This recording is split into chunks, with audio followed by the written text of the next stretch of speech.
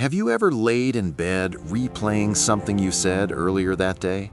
Or spent hours worrying about something that hasn't even happened yet? That's overthinking. And it's not a personality flaw, it's not weakness, it's something almost every human experiences. So the question is simple: why do humans overthink? Section 1. What overthinking actually is.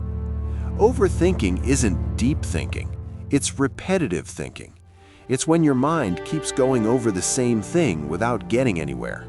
You're not solving a problem, you're stuck in a loop. It often sounds like, what if this goes wrong? Why did I say that? What does this mean? Did I make the right choice? Overthinking usually feels urgent, but it rarely leads to clarity.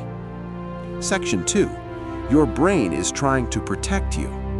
The human brain evolved to keep us alive. That means spotting danger early and thinking ahead. Thousands of years ago, this helped humans survive. If you could imagine problems before they happened, you had time to prepare or escape. That system still runs today. The problem is modern life doesn't have many physical threats, so the brain looks for psychological ones instead. Social mistakes, rejection, failure, embarrassment, uncertainty. Your brain treats these like danger, so it keeps thinking. Section 3. Overthinking is about control. At its core, overthinking is an attempt to gain control.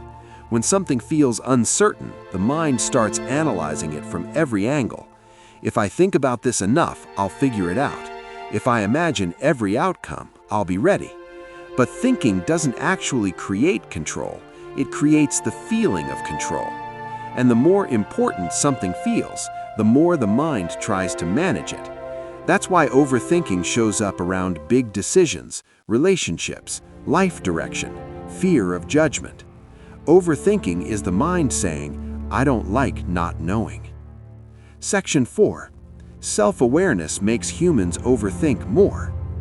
Humans don't just experience life, they observe themselves living it. We think about how we're perceived, whether we're doing things right, what our choices say about us. This self-awareness is useful, but when it turns inward too much, it creates constant self-monitoring. You don't just make a mistake, you analyze the mistake. Then you analyze what it means. Then you imagine how others saw it. That's overthinking. The more your identity feels uncertain, the louder these thoughts become. Section 5. Overthinking feeds on unanswered questions. Overthinking usually appears when something feels unresolved, a conversation that didn't end clearly, a decision without instant results, a situation you don't fully understand. The brain wants closure. When it doesn't get it, it keeps returning to the same thought. That's why people overthink breakups, mistakes, or moments of rejection. The mind keeps asking, what went wrong? What does this mean? What should I have done? Section 6. Modern life makes it worse. Modern life constantly pulls attention inward. There's always something to compare yourself to, another opinion to consider, another outcome to imagine. There's very little mental rest. Silence feels uncomfortable. Stillness feels unfamiliar. So the mind fills the space with thoughts, not because something is wrong, but because the brain was never designed for constant stimulation. Overthinking becomes the default. The important thing to understand: overthinking doesn't mean you're broken. It means your brain is doing what it was designed to do, just without a clear stopping point. Thinking more isn't always the solution.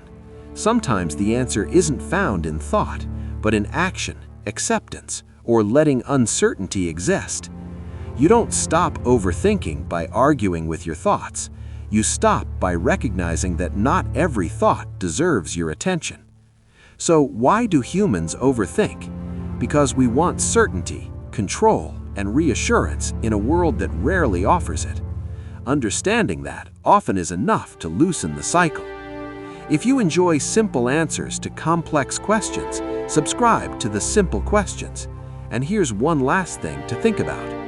What if some thoughts are just noise, not signals.